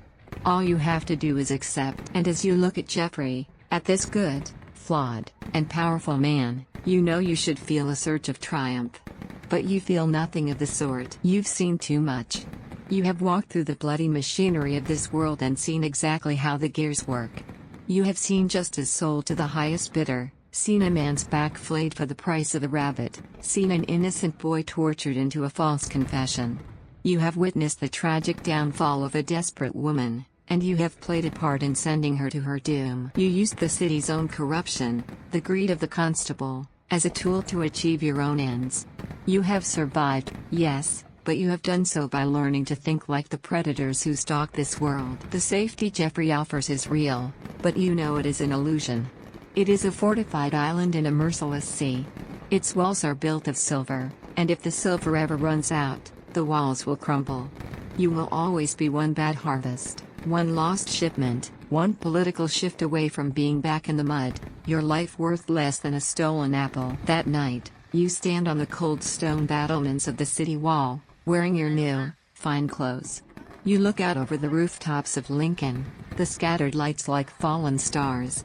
The heavy purse of coins is tucked in your belt, a constant reminder of your new status. But you feel like an imposter in a stolen costume. You look up at the sky, at the vast, silent field of stars. They are the only thing that is the same. They are the same stars that shone on your world, the one with streetlights and sirens and due process.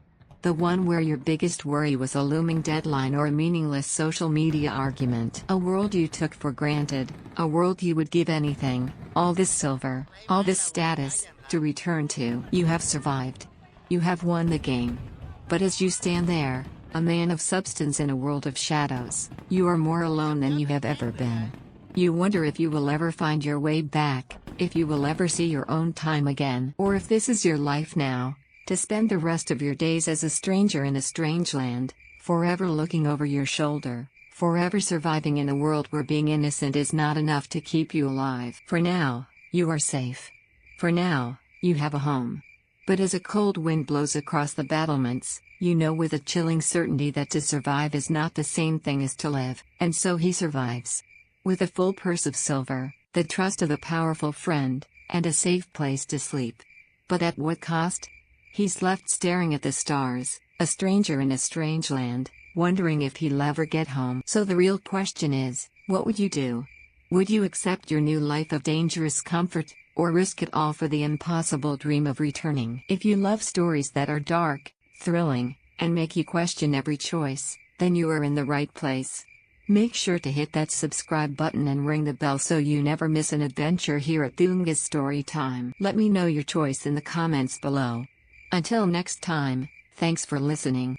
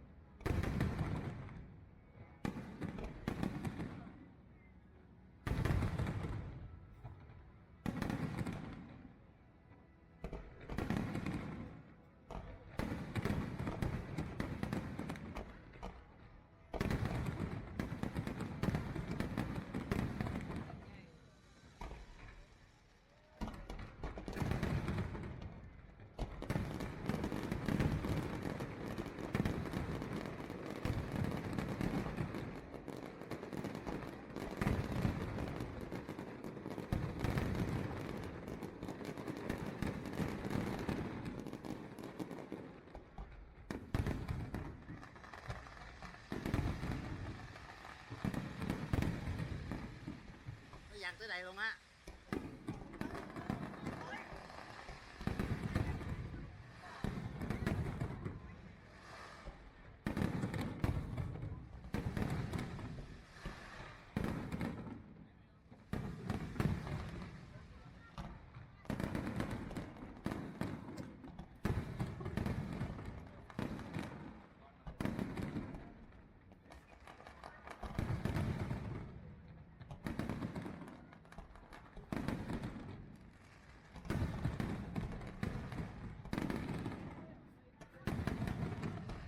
Lấy máy là quay gửi cho anh Thịnh.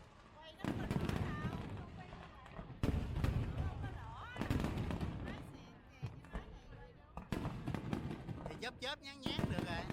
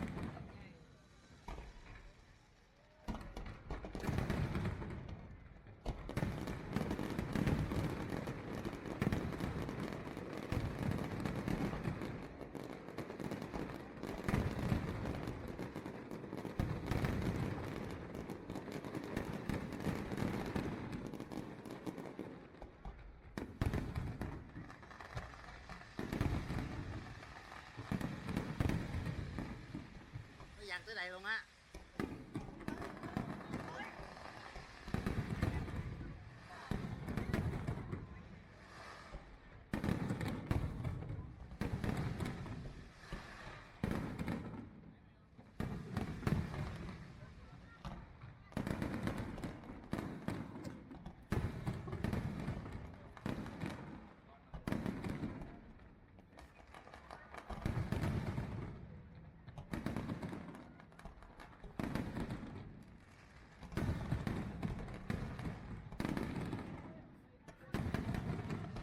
Lấy máy là quay gửi cho anh Thịnh. Quay nó có đỏ đâu, không quay nó không có đỏ. Máy xịn kìa chứ máy này quay đâu. Thì chớp chớp nhán nhán được rồi.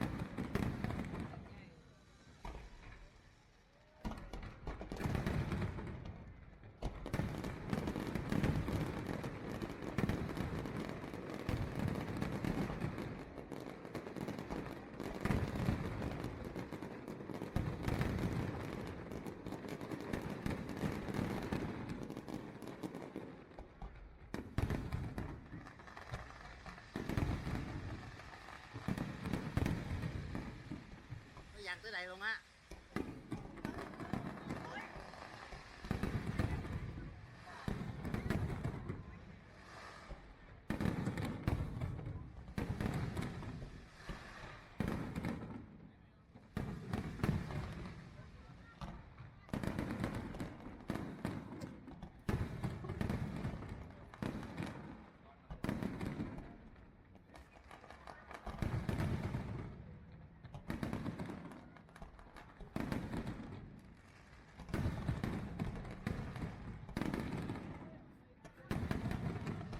Lấy máy là quay gửi cho anh Thịnh.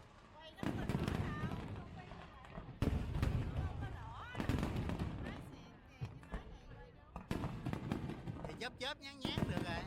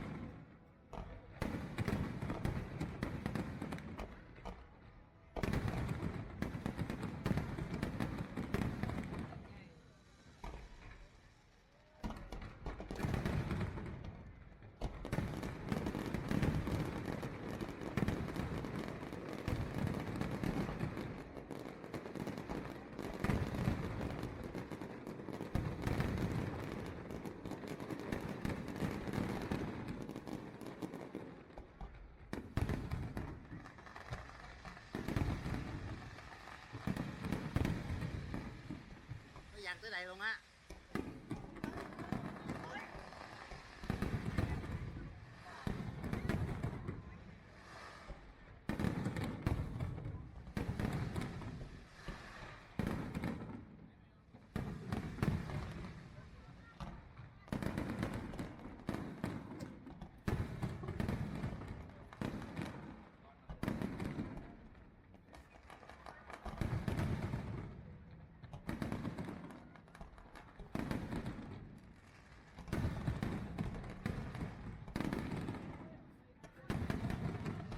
Lấy máy là quay gửi cho anh Thịnh. Quay nó có đỏ đâu, không quay lại. Không có đỏ. Máy xịn kìa, chứ máy này quay đâu. Thì chớp chớp nhán nhán được rồi.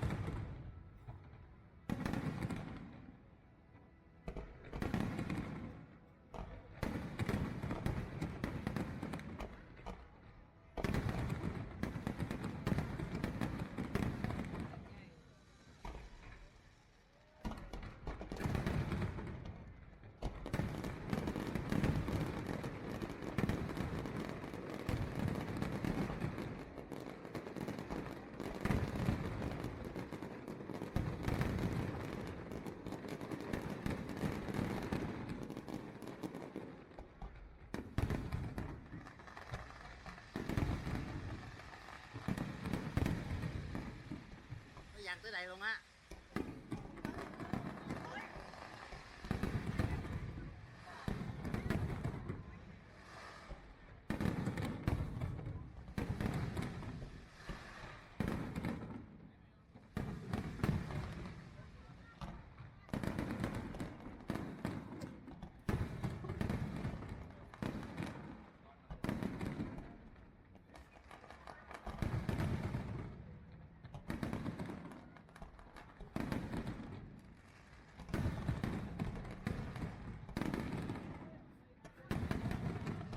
Lấy máy là quay gửi cho anh Thịnh.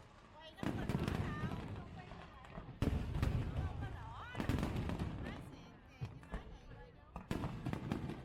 chớp nhán nhán được rồi.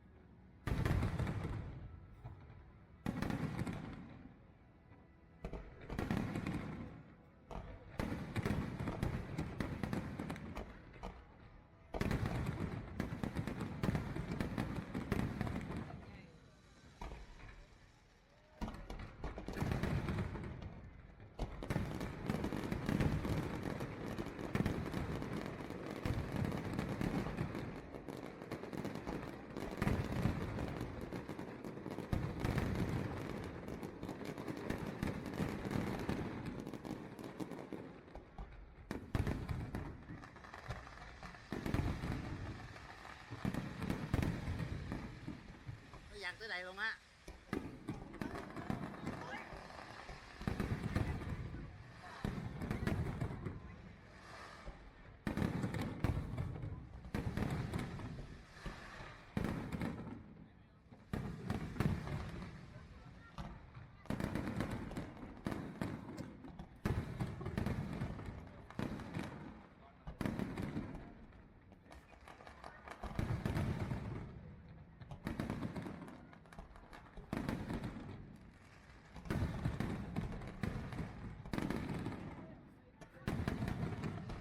Lấy máy là quay gửi cho anh Thịnh.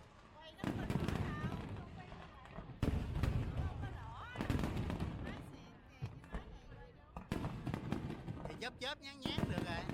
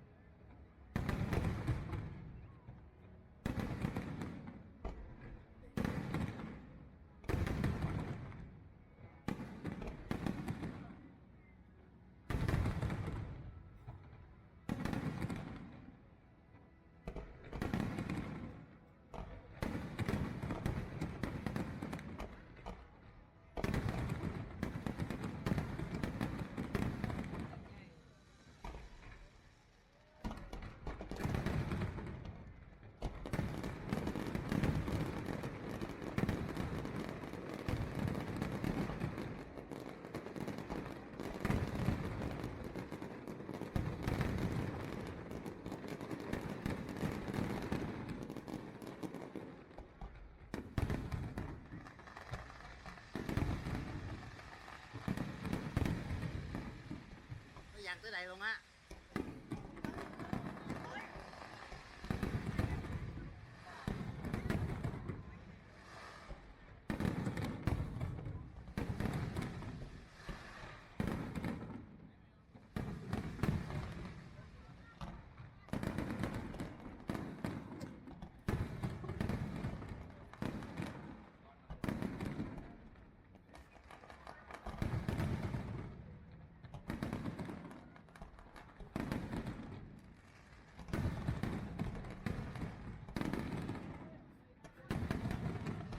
Lấy máy là quay gửi cho anh Thịnh. Quay nó không có đỏ đâu, không quay nó không có đỏ. Má xịn kìa, chứ nói này quay đâu. Thì chớp chớp nhán nhán được rồi.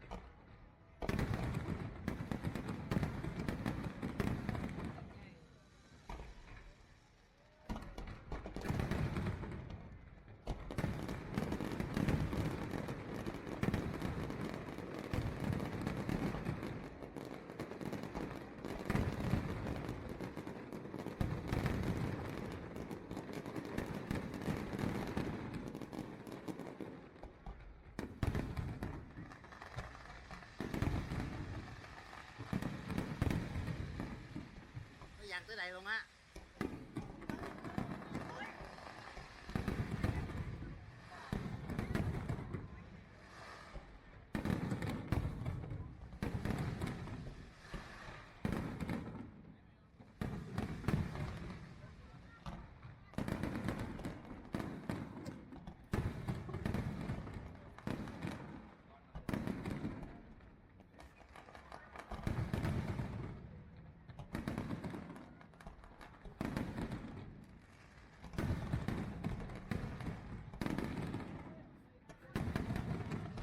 Lấy máy là quay gửi cho anh Thịnh. Quay